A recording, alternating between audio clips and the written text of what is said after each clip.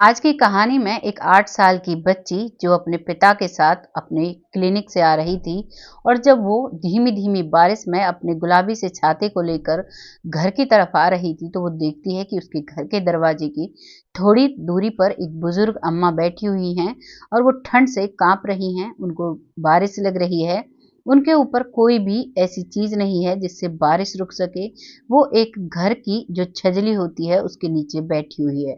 सुकड़ी सी बैठी है तो वो बच्ची अपने पिता से कहती है सुधा कि पापा इन अम्मा को हम घर पर ले चलें। तभी उसका पिता कहता है क्यों बेटा, हमें नहीं पता ये कौन महिला है, किस इरादे से बैठी है।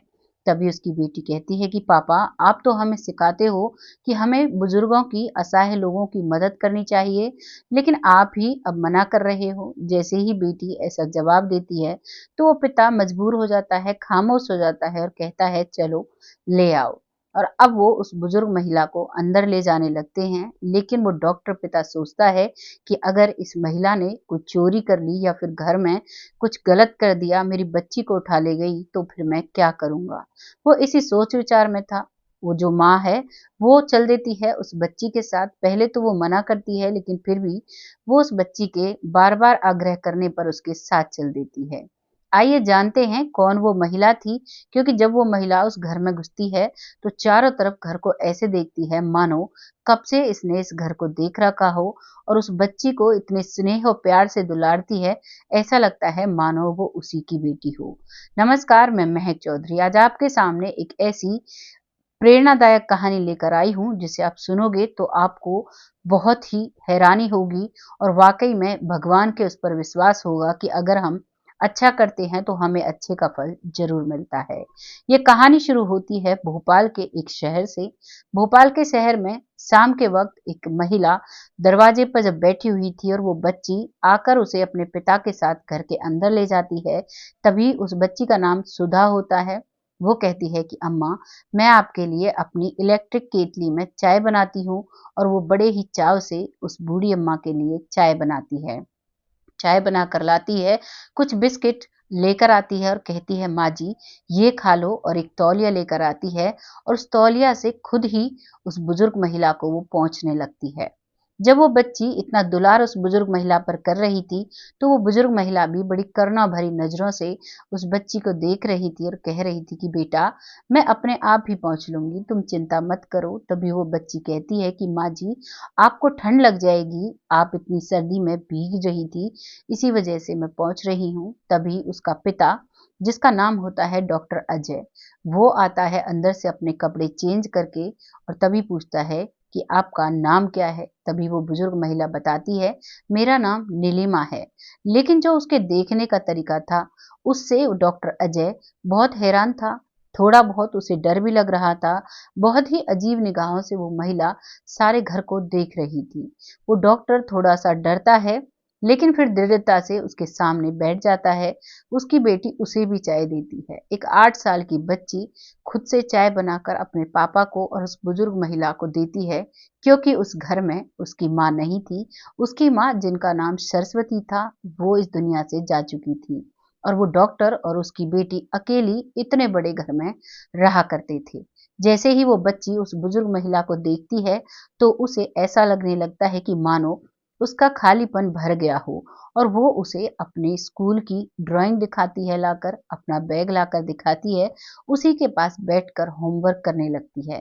3-4 घंटे में ही वो बच्ची इतनी घुल-मिल गई थी उस महिला से कि ऐसा लगता था कि वो बच्ची उसे छोड़कर कहीं नहीं जाना चाहती। तभी उसका पिता खाना बनाता है और अपनी बेटी को भी खिलाता है और उस बुजुर्ग महिला को भी देता है और कहता है कि बेटा तुम अपने कमरे में जाकर सो जाओ। सुधा अपने पिता की बात मानती है और कहती है कि माँ जी आप गेस्ट रूम में सो जाना, वहां पर मैंने बिस्तर तैयार कर दिया है, आप वहां पर आराम करना। तभी वो ऐसा कहकर अपने कमरे में चली जाती है। पीछे से अब डॉक्टर अजय पूछता है कि आप कौन हो, कहाँ से आई हो और आप इस तरीके से हमारे घर को क्यों देख रही हो। वो बुजुर्ग महिला नज़रें नीची करते हुए देखती है और कहती है कि मैं तो वैसे ही देख रही हूँ और आप ही मुझे अंदर लेकर आए थे, नहीं तो मैं आपके घर में ज़बरदस्ती नहीं आती और इस छोटी बच्ची के स्नेह ने मुझे आने पर मजबूर कर दिया, नहीं तो मैं तुम्हारे कहने से भी नहीं आती। जब वो इस तरीके से बात करती है तो डॉक्टर समझ जाता है और उसे गेस्ट रूम दिखाता है। वो उसमें जाकर सो जाती है, डॉक्टर अपने कमरे में सो जाता है। सुबह उठता है तो वो देखता है कि उसकी बेटी उससे भी पहले उठ चुकी है और वो चाय बनाकर नीलिमा के कमरे में उसे चाय पिलाने के लिए बोल रही है कि माँ जी उठ जाइए, चाय पी लीजिए। वो माँ जी उठती है और चाय पीती है और कहती है कि बेटा अब तुम्हें स्कूल जाना होगा, तुम अपने स्कूल के लिए तैयार हो जाओ, तुम खाने में क्या खाओगी। जैसे ही वो बुजुर्ग महिला ये बात कहती है तो डॉक्टर कहता है कि मैं इसके लिए तैयार कर रहा हूँ, इसका लंच बॉक्स मैं तैयार कर रहा हूँ, आपको परेशान होने की ज़रूरत नहीं है, आप भी खा लीजिए। वो बुजुर्ग महिला चाहती तो थी कि उसकी मदद करे, लेकिन वो डॉक्टर नहीं चाहता कि ये हमारी मदद करे। वो महिला समझ जाती है और वो महिला अब आराम से हॉल में सोफे पर बैठ जाती है। वो बच्ची तैयार होकर आती है, उसका पिता उसका लंच बॉक्स तैयार करता है और कहता है कि माँ जी अब हम यहाँ से जा रहे हैं, आप क्या करोगी? आप यहीं रहोगी या आप यहाँ से जाओगी? तभी सुधा कहती है कि माँ जी आप कहीं मत जाना, आप यहीं पर रहना, मैं स्कूल से आकर आपके साथ खेलना चाहती हूँ, मुझे आपका साथ बहुत पसंद है। नीलिमा को भी उसका साथ बहुत पसंद था, वो भी उससे एक अलग सा जुड़ाव महसूस कर रही थी। अब जब डॉक्टर इस बात को कहता है तो नीलिमा कहती है कि आप जैसा कहें मैं तो वैसा कर लूँगी, आप चाहें तो मैं चली जाऊँगी, आप चाहें तो मैं यहाँ रह भी लूँगी कुछ दिन के लिए। तभी वो बच्ची ज़िद करती है तो वो पिता मजबूर हो जाता है और अब वो पिता अपनी बेटी को स्कूल छोड़ता है, उस बुजुर्ग महिला को अपने घर पर छोड़ता है। डरता हुआ वो वहाँ से चला तो जाता है, लेकिन दिन में जैसे ही उनका लंच होता है, तो वो अपने घर का चक्कर काटने के लिए आता है। वो जब घर आता है तो देखता है कि वो बुजुर्ग महिला अकेली गार्डन में घर से बाहर बैठी हुई थी और किसी गहरी सोच में डूबी हुई थी। जैसे ही वो उसे देखता है, अब वो सोचने लगता है कि जैसा मैंने इस महिला को गलत समझा, ये वैसी नहीं है, कोई ना कोई और बात ही है। तभी वो अंदर आता है और कहता है कि माँ जी, अगर आपको चाय पीनी है तो क्या मैं आपके लिए बना दूँ? तो वो कहती है, नहीं बेटा, मुझे चाय नहीं पीनी और अब वो वहीं बैठी रहती है, वो अपनी चाय बनाता है और पीकर चला जाता है। शाम को फिर से आता है, साथ ही साथ अपनी बेटी को लेकर आता है, तभी वो देखता है कि वो बुजुर्ग महिला उसकी पत्नी के फ़ोटो को देख रही है और उसकी आँखों में आँसू हैं। जैसे ही वो उसकी आँखों में आँसू देखता है, तो वो पूछता है कि क्या आप मेरी पत्नी को जानती हो? तभी वो बुजुर्ग महिला कहती है, हाँ, मैं तुम्हारी पत्नी को जानती हूँ। तो वो पूछने की कोशिश करता है, इतने में ही उसकी बेटी आ जाती है और वो उस बुजुर्ग महिला के साथ खेलने लगती है, अपने स्कूल की ड्राइंग दिखाती है और एक चित्र दिखाती है जिसमें एक बुजुर्ग महिला चारपाई पर बैठी हुई है और अपने प्यार से हाथ एक छोटी-सी बच्ची के सर पर फेर रही है। वो उसे दिखाती हुई कहती है कि माँ जी, ये आप हो, ये मैं हूँ। मुझे आपसे ऐसा ही प्यार चाहिए, क्या आप मेरे साथ रह सकती हैं? वो बड़े ही प्यार से पूछती है, तभी नीलिमा बोलती है कि बेटा मैं यहीं तो रह रही हूँ, मैं तो कहीं भी नहीं गई। लेकिन जो डॉक्टर था उसके दिमाग में अब भी सवाल था कि अगर ये मेरी पत्नी को जानती है तो मैं इसे क्यों नहीं जानता। वो बच्ची होमवर्क करने बैठ जाती है, तभी वो नीलिमा को अकेली पाकर डॉक्टर पूछता है कि आप मेरी पत्नी को कैसे जानती हो? तभी वो बताती है, क्या आपको याद है जब आपने अपनी डॉक्टरी की प्रैक्टिस शुरुआत में शुरू की थी, जब आपके पास 2 पेशेंट आए थे, एक महिला जिसको बच्चा होने वाला था, एक महिला जिसको भी बच्चा होने वाला था, लेकिन आपने एक महिला को छोड़कर दूसरी महिला को चुना और जो दूसरी महिला रह जाती है उसका बच्चा उसके पेट में ही मर जाता है।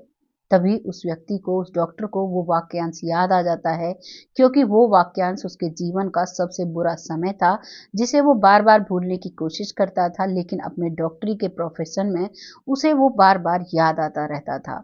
और आज इस बुजुर्ग महिला ने उसे याद दिला दिया था, वही समय जिससे वो डरा करता था। तभी वो कहता है कि क्या आप उस महिला को जानती हो? तो वो महिला कहती है कि वो महिला मैं ही हूँ।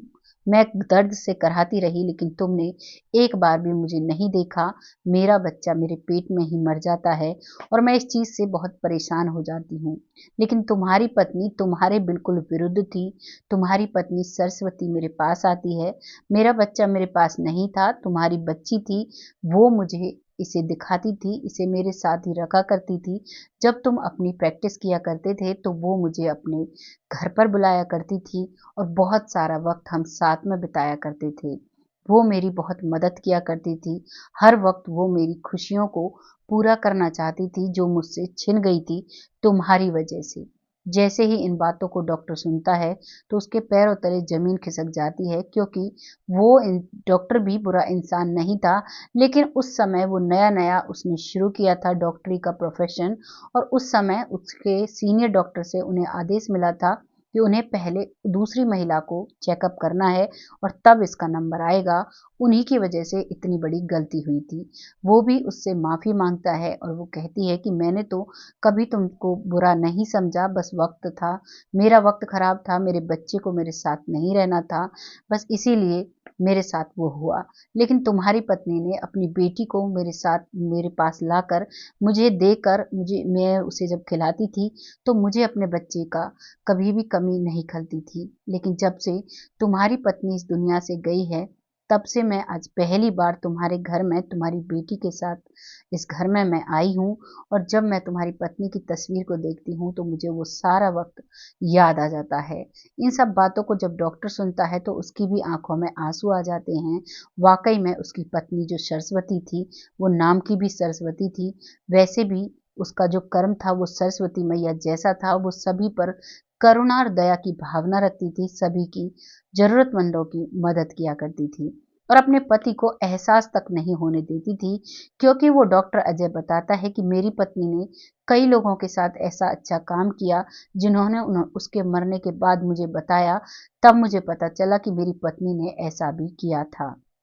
भगवान ने उससे मुझसे काफ़ी समय पहले ही छीन लिया, शायद मेरे बुरे कर्मों की वजह से ही, जो मैंने आपके साथ ऐसा किया, आपका बच्चा मेरी वजह से आपके पास नहीं रहता है। तभी वो बुजुर्ग महिला समझाती है और कहती है कि कोई बात नहीं, ये तो विधि का विधान था। अब शाम को ये सारी बातें होती हैं, सुबह होती है।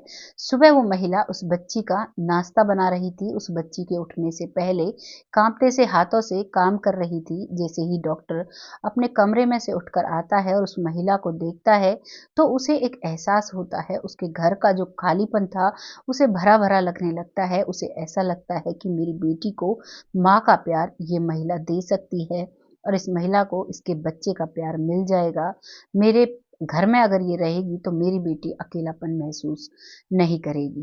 वो ये सोचता ही है और सुबह ही अपने क्लिनिक के लिए निकल जाता है। वो बच्ची स्कूल के लिए निकल जाती है, लेकिन जैसे ही वो वापस आते हैं, तो देखते हैं कि उस महिला का सामान वहीं पर रखा हुआ था और उसमें एक चिट्ठी लिखी हुई थी। उसमें लिखा हुआ था कि इस चिट्ठी को मैं इसलिए छोड़कर जा रही हूँ, जिससे कि तुम मुझे ना ढूँढो। मेरा समय सिर्फ़ इतना ही था कि मैं आपके साथ इतना वक़्त बिता सकूँ। मैं इस बच्ची से मेरा बहुत ज़्यादा लगाव होता जा रहा है। ऐसा ना हो कहीं मैं इसको छोड़ ना पाऊँ, इसीलिए मैं आज ही इस घर से जा रही हूँ। वो बच्ची सुधा बार-बार पूछ रही थी कि पापा, इस लेटर में क्या लिखा हुआ है? तभी उसका पापा कहता है कि बेटा, तुम घर ही रहना, मैं अभी आता हूँ। और वो भागा दौड़ा इधर-उधर नीलिमा को ढूँढता है, लेकिन नीलिमा उसे कहीं नहीं मिलती है। जैसे ही वो एक नदी किनारे पहुँचता है, तो वहाँ पर नीलिमा का एक झोला मिलता है। उस झोले के पास एक और लेटर लिखा हुआ था और वहाँ लोगों का भीड़ लगी हुई थी। उनसे पूछता है कि ये क्या हुआ यहाँ पर? तो वो लोग कहते हैं कि एक महिला नदी पार कर उस तरफ जा रही थी, जबकि पुल बना हुआ है। पता नहीं वो महिला इस नदी में क्यों जा रही थी। वो भागा दौड़ा जाता है, तो उसे नीलिमा दिखाई दे जाती है और वो उसके इस झोले को, उस पत्र को उठाता है और नीलिमा को जाकर पकड़ लेता है और पूछता है कि आप हमें छोड़कर ऐसे क्यों चली आई? तभी वो बताती है कि मैंने बताया तो था तुम्हें उस लेटर में लिखकर कि मैं अगर तुम्हारी बेटी के साथ ज़्यादा दिन रहूँगी, तो मैं उसके बिना नहीं रह पाऊँगी, इसीलिए मैंने उसे छोड़ने का फैसला किया था। तभी हाथ जोड़कर वो डॉक्टर उससे अनुरोध करता है कि आप हमारे घर चलो, मेरी बेटी को एक माँ का प्यार मिलेगा, एक अच्छी देखभाल मिलेगी और आपको एक घर परिवार मिलेगा। आपसे मेरा निवेदन है, आप मेरे घर चलिए। जो गलती मैंने अपने करियर के शुरुआत में की थी, मैं उसे सुधारना चाहता हूँ। अगर तुम्हारा बच्चा तुम्हारे पास होता, तो तुम काफ़ी खुशहाल रहती और उम्र से पहले बूढ़ी ना होती, उम्र से पहले इस तरीके से कमज़ोर ना होती।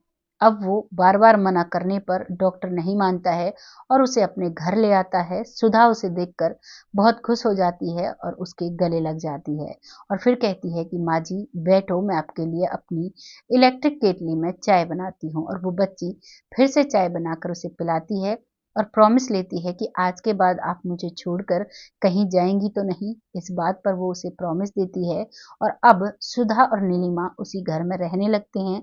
डॉक्टर को अब खुशी है, उसने जो गलत किया था उसे वो सुधारने की कोशिश कर रहा था और अपने प्रोफेशन में अब मसरूफ हो जाता है। ये थी एक ऐसी कहानी जिसमें व्यक्ति ने एक गलत किया और उस गलत का उसकी पत्नी ने उसे ठीक करने की कोशिश की और उसकी पत्नी के किए कर्मों से उसे आज भी उसे ठीक करने का मौका मिला। आपको ये कहानी कैसी लगी है कमेंट सेक्शन में ज़रूर लिखना। बहुत जल्द फिर से आती हूँ ऐसी ही एक सच्ची कहानी के साथ। तब तक खुश रहें, अपना और अपनों का ख्याल रखें। जय हिंद, जय भारत।